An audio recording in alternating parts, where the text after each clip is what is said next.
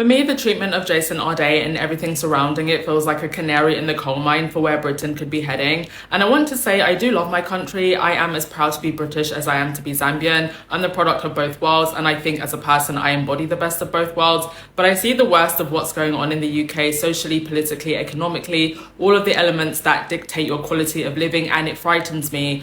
Which is why I'm making this video thousands of miles away in Southeast Asia, having decided some years ago that Britain may never be a permanent home for me again. If things are the way they are now, I don't personally want to be present to see what it looks like in 10 or 20 years. Ironically, I was actually in Cambodia on Brexit Day, and I think the universe has slowly led me on a different path.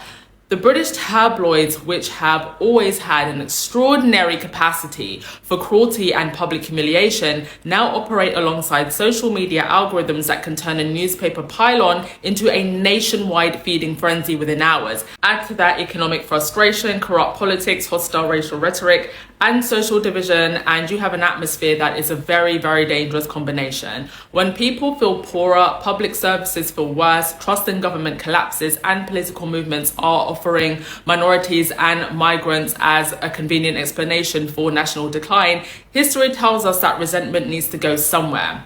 That is why, looking at Britain from abroad, I increasingly believe everyone who values fairness, stability, and quality of life should at least be thinking seriously about what options do you have if the country becomes less economically secure, less politically stable, or simply less pleasant to live in. And that doesn't necessarily mean packing up suitcases tomorrow. It might just mean diversifying your income, your career, securing other residency, or as I like to put it, planting a second flag somewhere else so that Britain is a choice rather than your only option.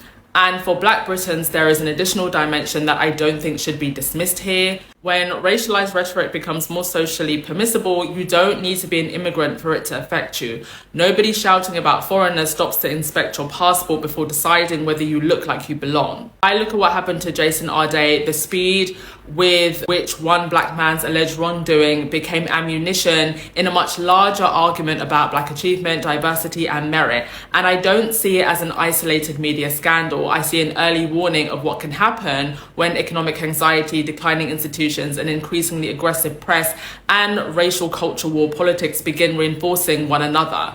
I hope I'm wrong about where that road leads, but I would rather recognize the warning signs while there is still time to think about our options than look back in 10 years and wonder why we convinced ourselves there was nothing to see. Jason Arday, unfortunately, is the latest in a long line of people whose lives have been consumed by the British tabloids. Carolyn Flack was hounded during one of the most vulnerable periods of her life and died by SCSI under the weight of prosecution and the company media frenzy. Amy Winehouse was already struggling with addiction and serious mental health problems. She was swarmed by paparazzi and turned into public entertainment.